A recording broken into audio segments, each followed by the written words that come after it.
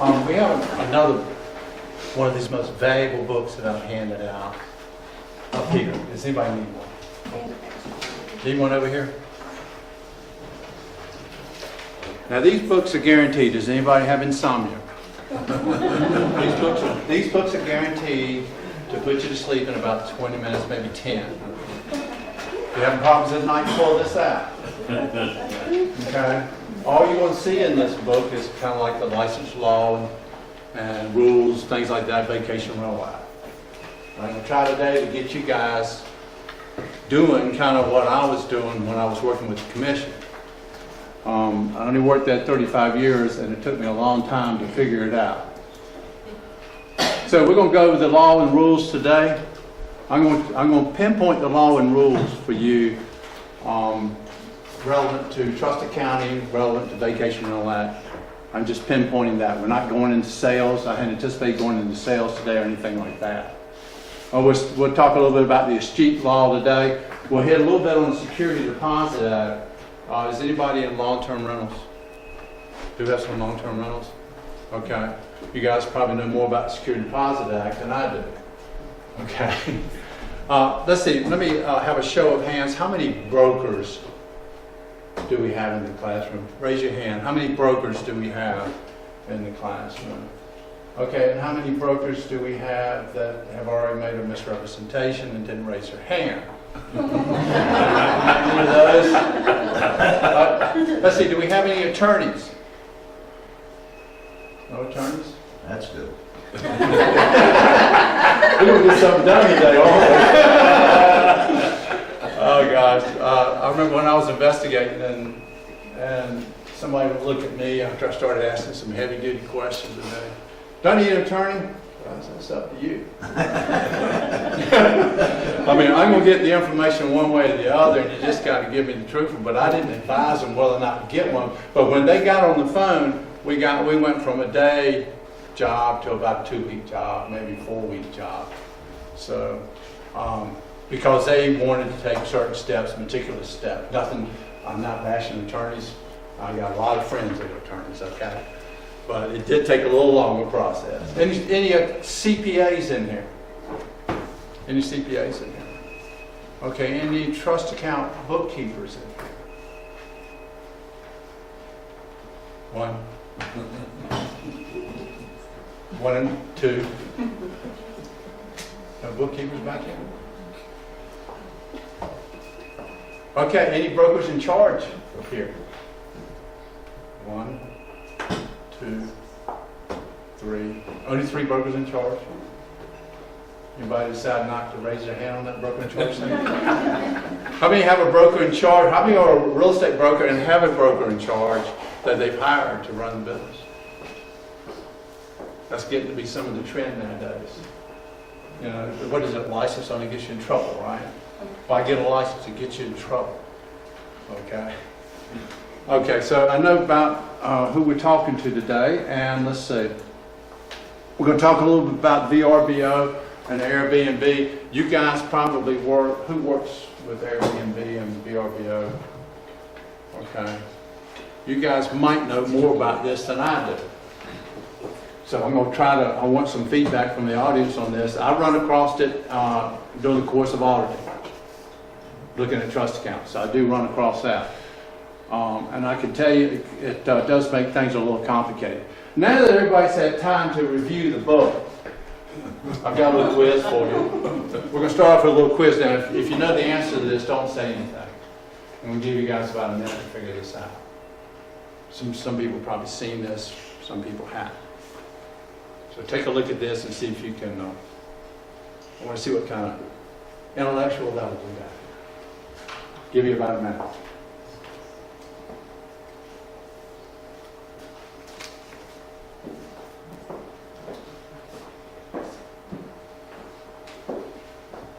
I see 2 people already got it. Anybody else? No? No? No? Not anymore. Maybe 3 have got it. Okay, I'm saying none have got it. Anybody got it? Nobody's got this. Nobody's got this? I guess. Who's got a guess? Stand above no one? Stand above no one. Oh, that is pretty good. That is pretty good. Matter of fact, I got a little bump like the carpet there. That is very good guess. Anybody? That's close. That's close. Okay, the bottom line. What's the characteristic of the bottom line? No one. And where is it? No one stands above. No one under. Okay. No one understands. No one understands. Very good try. We got a break one over here, so I'm going to be calling on you today. Is that all right? I ran across that and I just love that because that's the subject matter today. Nobody understands this accounting. Sometimes I don't understand the accounting. But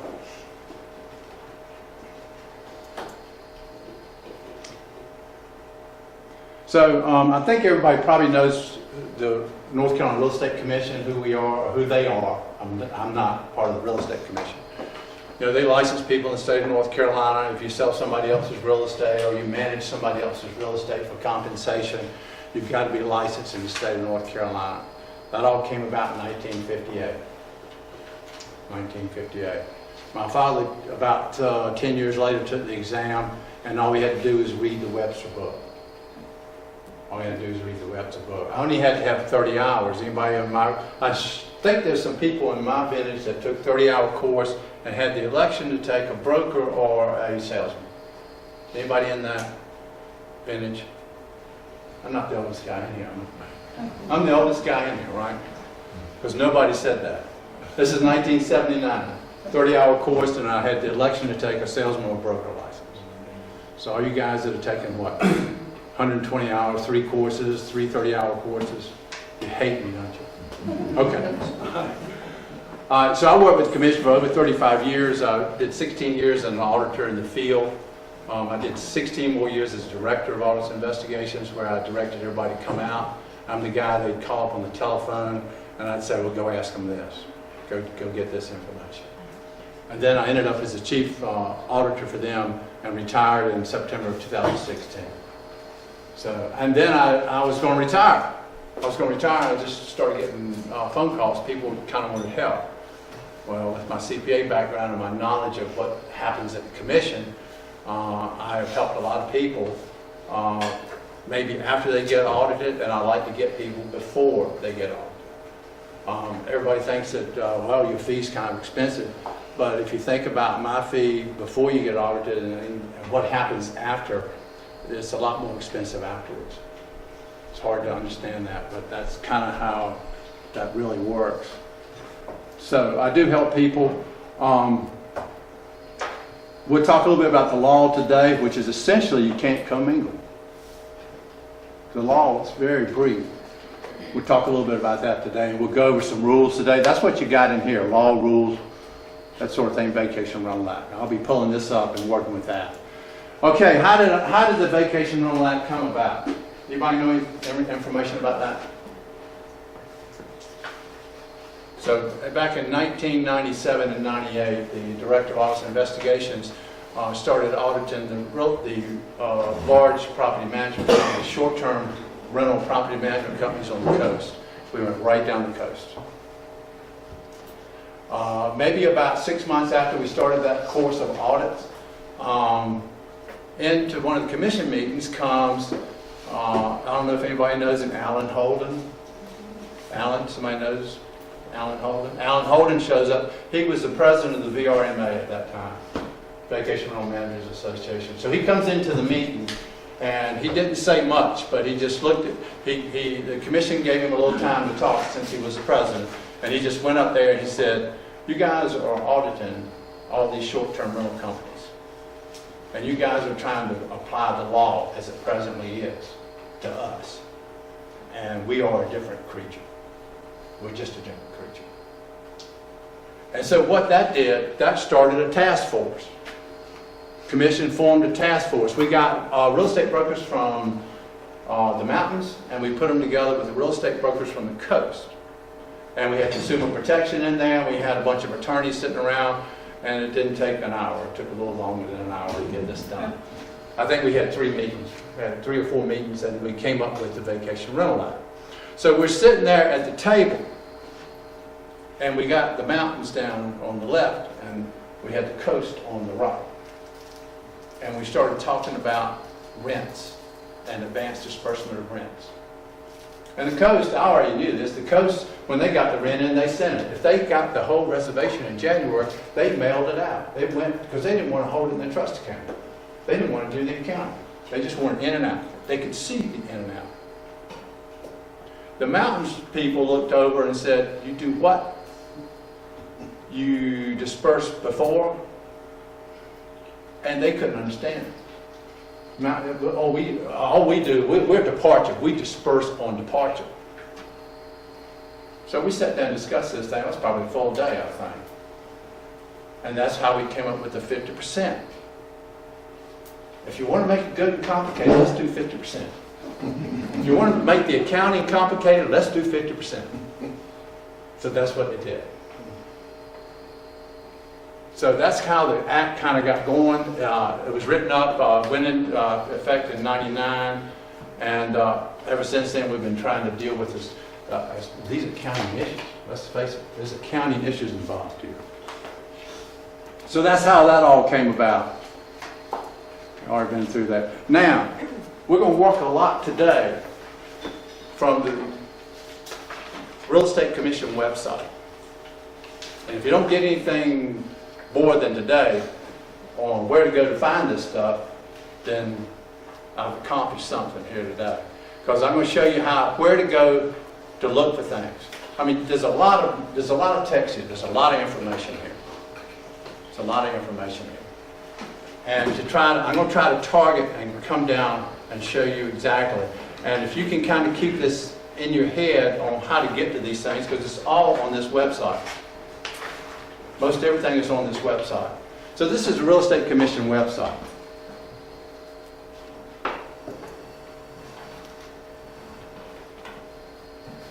Let's see, I don't have to need but one. Everybody see that? This is the Real Estate Commission website. Probably somewhere where none of you guys probably ever go. Maybe. Maybe after today you'll go to it. Okay, now on the website,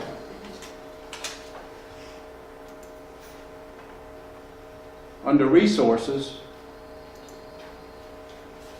and under law and rules, that's where we are. That's where this is presently.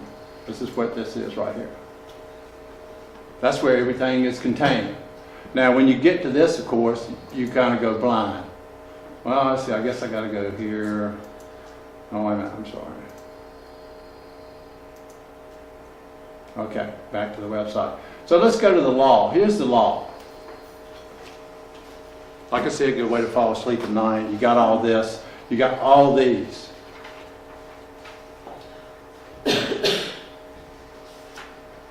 That's the law. How does the law get done? Passed by legislature, right? Lobbying legislature. That's the law. Versus the rules. Anybody know how the rules get done? Anybody care about how the rules? Anybody care how the rules get done? Nobody cares. Okay, good. Good. Well, the rules get done essentially by somebody comes up. We might be sitting at a table. When I was working with the commission, we might be sitting at a table and say, this rule doesn't particularly work. So what we need to do is change it around. So we'll change it around and rewrite the rule. And then we have a rulemaking hearing at the commission. Anybody can come in and speak at a rulemaking hearing. So we had a rulemaking hearing years ago, and we were going to change the record retention from 3 years to 5 years.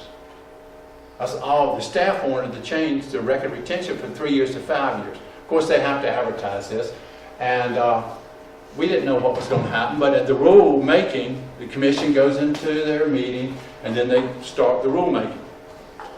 And when they do the rulemaking, they ask if anybody wants to talk. Well, at this particular rule, half of the out-of-bank showed up. We must have had 10 people from the out-of-bank show up. I don't remember anybody from the mountains, but I do remember the out-of-banks. And they showed up and says, hey, listen, you got a rule in here that's going to say we're going to change from 3 years to 5 years. So you want us to keep records not just 3 years, you want us to keep it for 5 years, right? So they had pictures and photographs. One guy came in and showed and put up on the screen, he showed his room where he stored leases from last year, property management agreements, all this sort of the escrow records and stuff. It about filled a room. And he says, I've got 3 years of this. If I go to 5, I got to go rent a place to put all these records. And I said, and he looked up and he says, I actually would have to oppose this rule. We had broker after broker speak. We had about 10 brokers speak that day. Of course, the commission decided not to do that. Staff wanted it because if you got the records that go back 5 years, then if staff went and asked for it, you should have it, right? So you had to keep it. We were investigating a lot of loan fraud at that time. A lot of loan fraud was going around, and loan fraud kind of went back 4 and 5 years. But a broker would say, same 3 years retention record. So we wanted 5. All the brokers from the outer banks wanted 3, so we got 3. So the retention rule is still 3 years. Keep all those leases 3 years. So, okay, so if you look in your book, your first one here,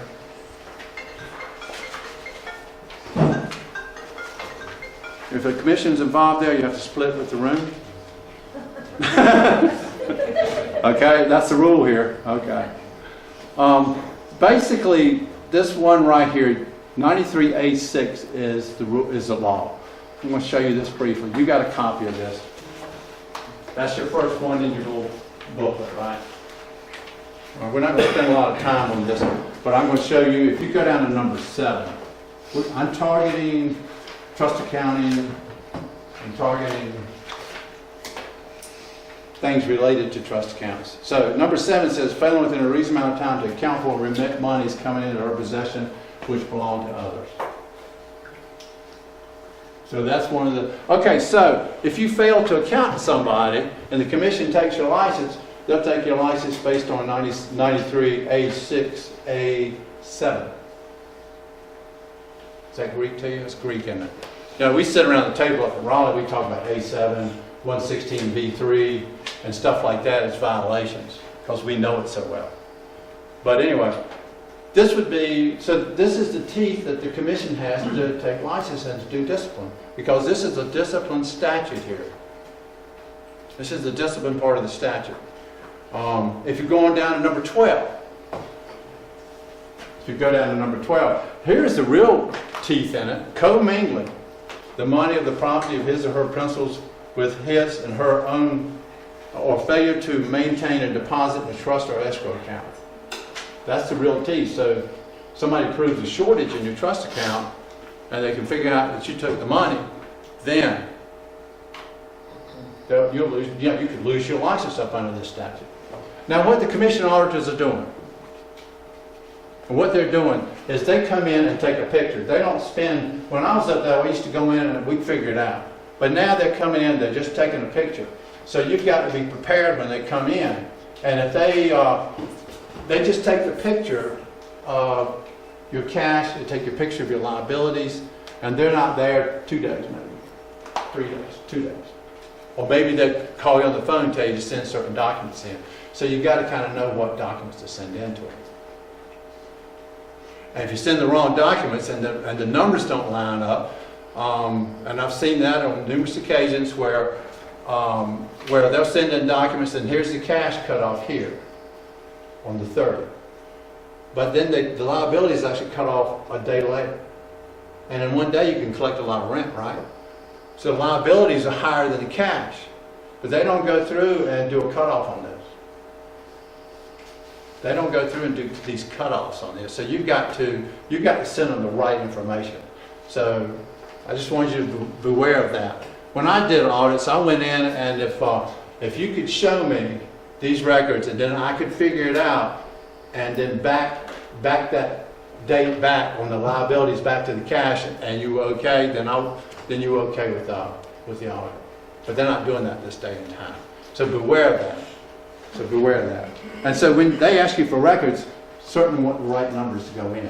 Because you can not have a shortage. You can be fully funded and balanced and reconciled and still have a hearing called against you because they're looking at the wrong numbers. So be careful of that, beware of that. But this commingling part here is where this is the teeth that the commission has to take real estate licenses. Okay. And if you, like I said, if you do have a little problem sleeping at night, read the rest of that statute there. It'd be great.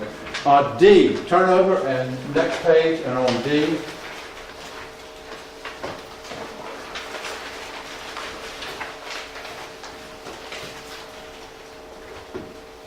Give you a second just to read on that.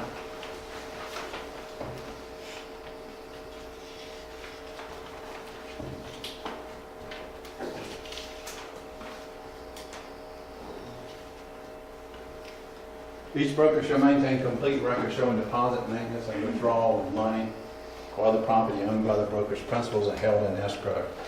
And then they put in here that you can inspect anytime they want to walk in without prior notice.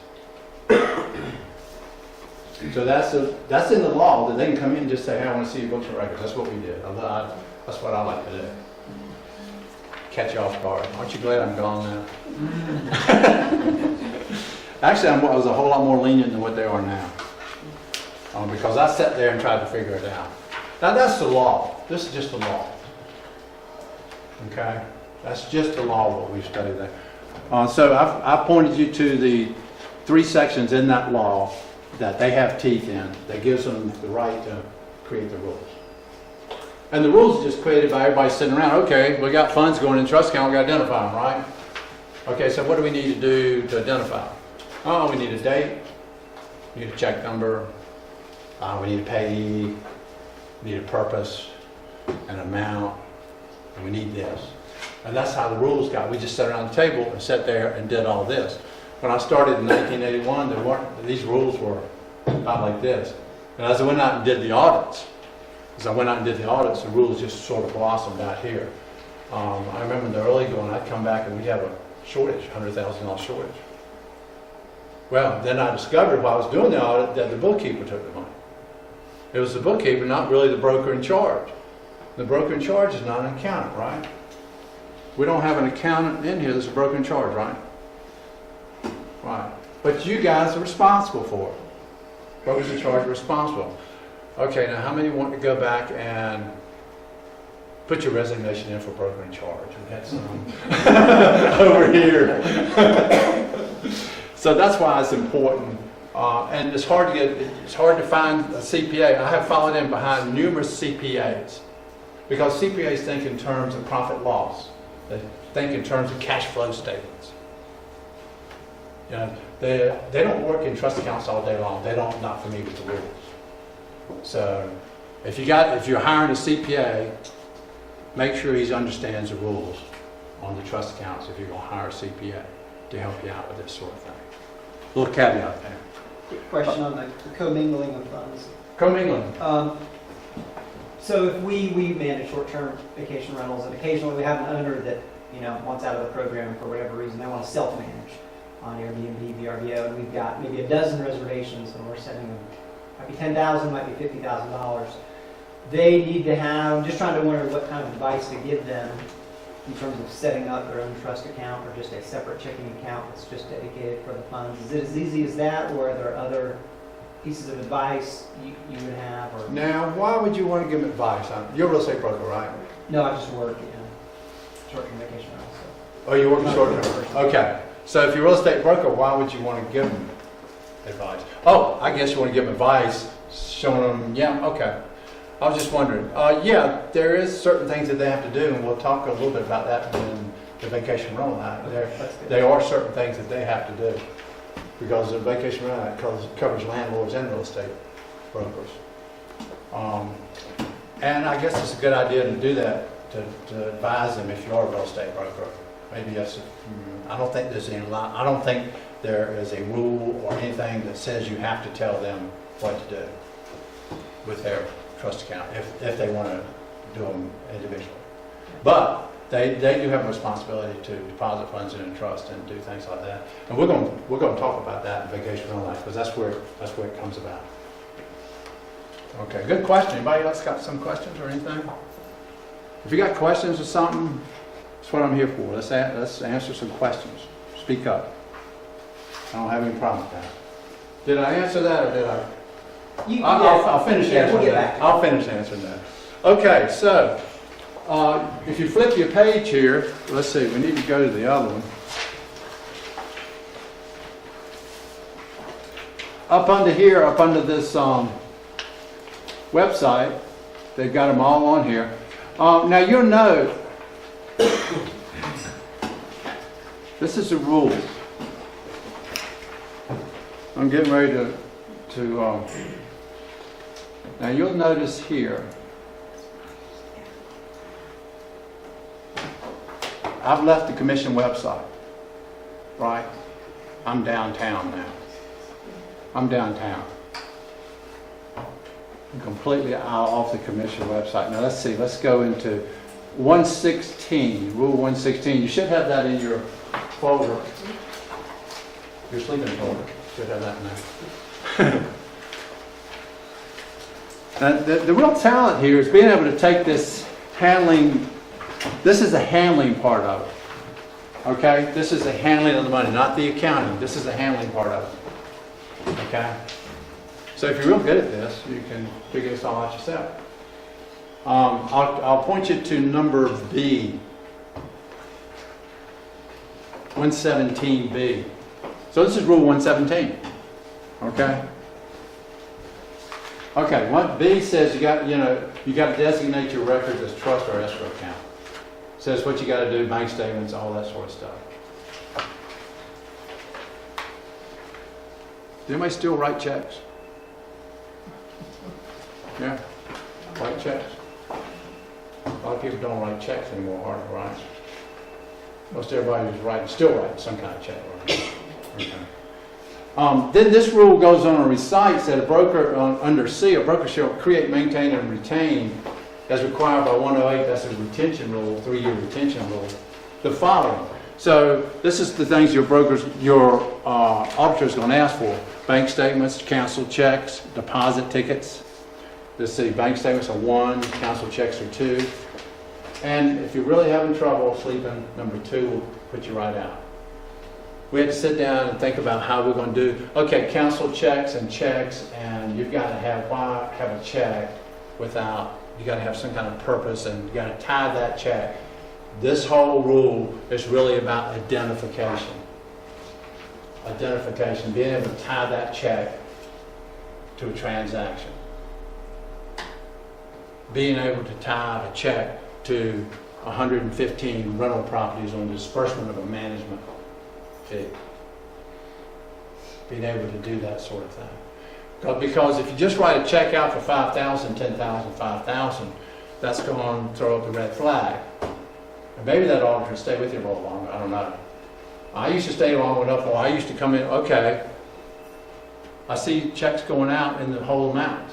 I said, how do you is this management fees? Yes, management fees. How do you take them out?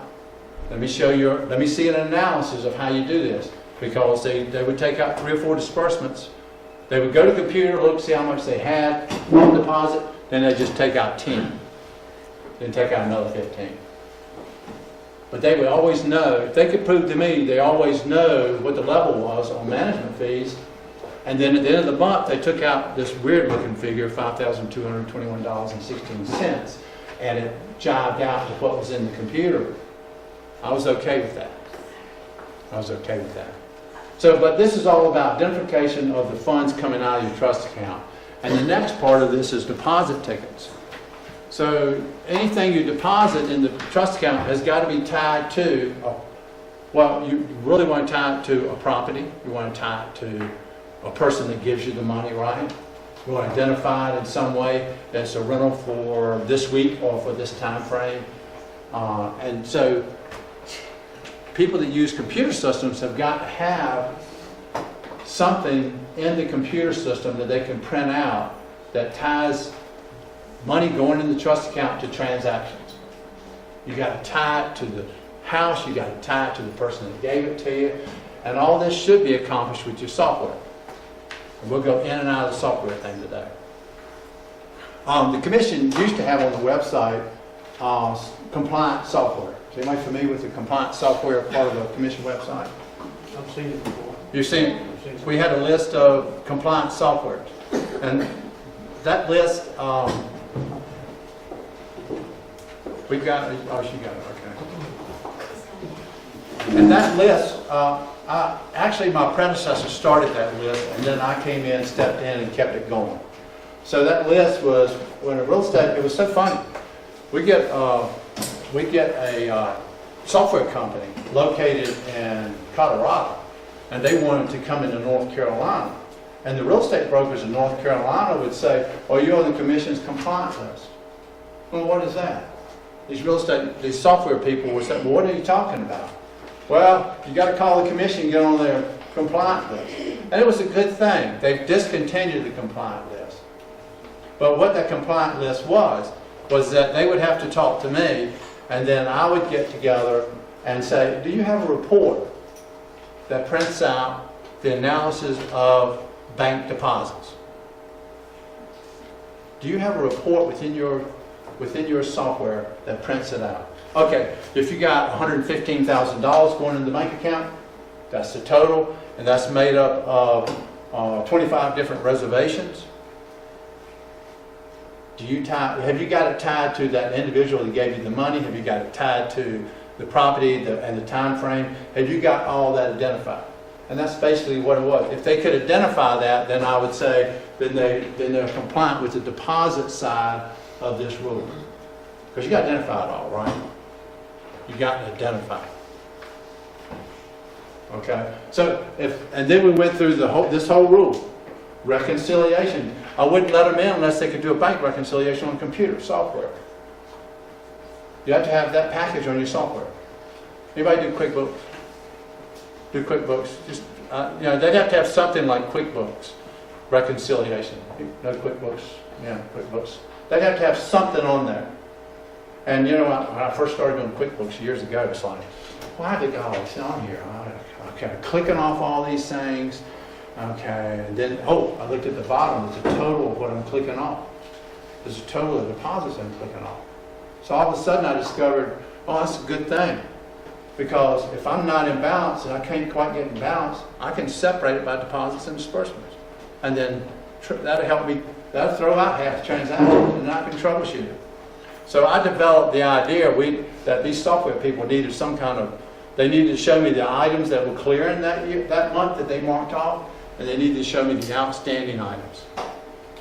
So I made them do reconciliations within the software. That's so funny. I have these reconciliations set up in the software, and then a lot of people don't even use it. And I have looked at some of them that are very hard to use. Reconciliation packages to reconcile from the bank to the computer. I have seen them that are very complicated. But that was the intent of it. Anybody use Property Plus? Use Property Plus? You still use that? Until tomorrow. Until tomorrow. Okay.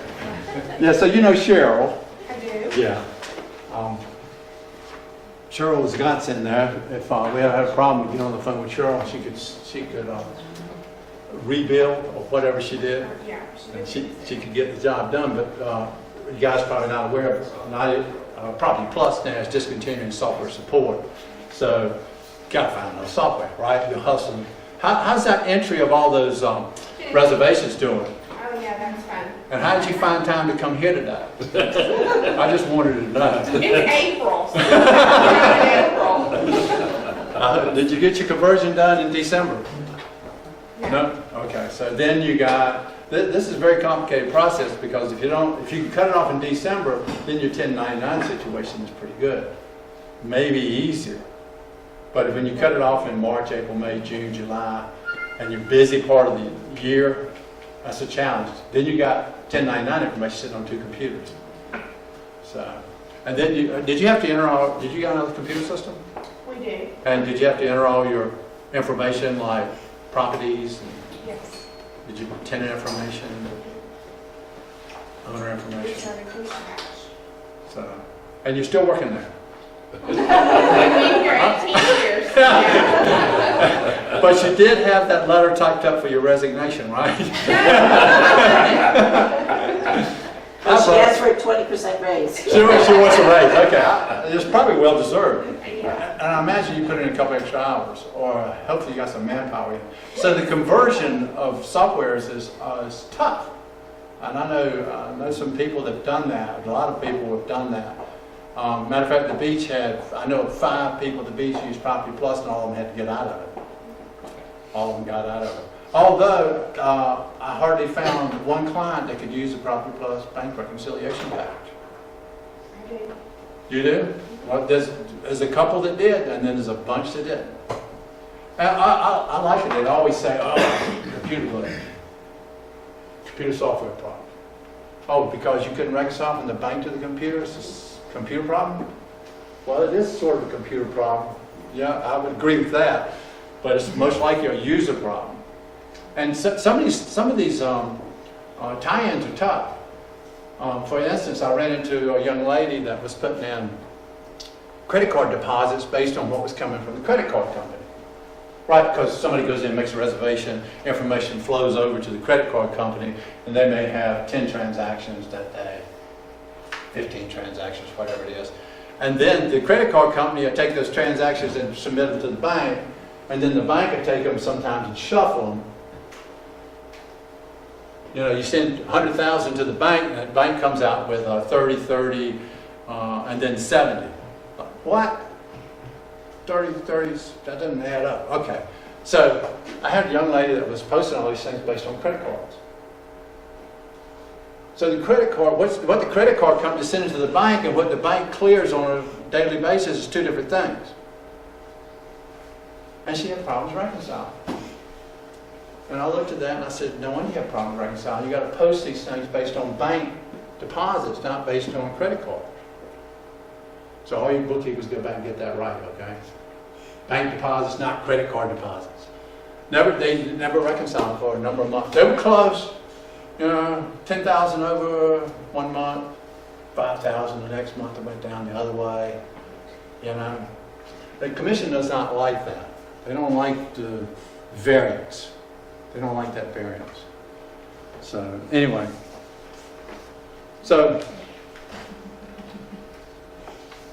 one of the things, if you notice down here under number 4, C4 is ledger.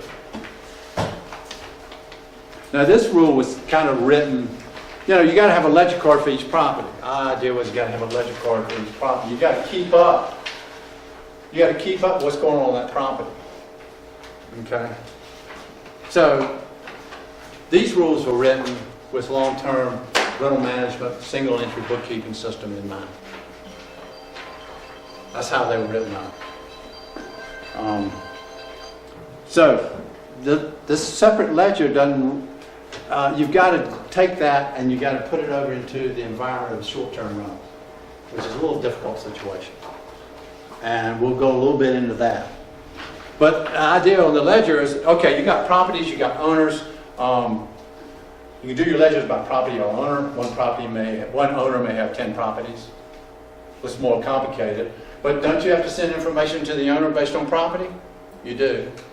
So really you need property and you need owner. So if you're looking at a computer software system to go to, you want a software system that's going to give you something, I want a ledger by property and I want a ledger by owner. You got to get both of those. You got to get both of those.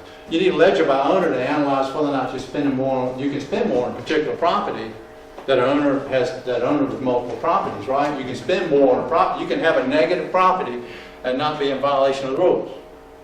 A negative property is where you spend more on that property than you have on deposit. You can have that on property. You can't have that on owner. So if one of those real estate auditors comes in, oh, you got some negatives here. If you don't point out to that auditor that, yeah, okay, I got a negative on this property, but this property, this owner owns 10 properties or 3 properties, and he's got money in this other property, that's going to take care of this negative where we spend more on that property than we did as more than we have in revenue on that property. So on short-term rentals, what do you use for the computation? This is a good one. On short-term rentals, what can you use for the computation of revenue to an owner? Can you use advance deposit money? No, you can't. You can use 50% of the deposit, but you can't use the whole advance deposit, right? You can use only that 50% rent, because when that 50% rent hits, it flows on over to the owner's statement. Then you can use that money for repairs, right? But if he's got another 50% sitting in there and the arrival date hasn't come about, you can't use that. So there's another level of sophistication needed for short-term rentals and figuring out whether or not you've got more, or what we call deficit spending. We'll go a little bit more into that later. But deficit spending is a particularly bad problem for real estate brokers. We didn't even have a deficit spending rule for a number of years. And I was in Durham auditing one time, and it was a long-term rental property management company. And looked over his reconciliation. He had reconciled his bank account, but it came out to like a negative $160-some thousand. Negative $160,000. So then I walked into the broker and I said, "You're short. you're $160,000 negative running balance." So that's his record of the funds in the account. And he said, "Yeah." He says, "I'm holding checks back here, and I spent more." And he listed, he had all the properties. He had kept a record of it all. He was $160,000 short because he had spent more on the properties that he was managing than they had on there, and he was holding the checks to divvy them out when he had money, when rents came in. But the commission defines that as shortage. They take license for that.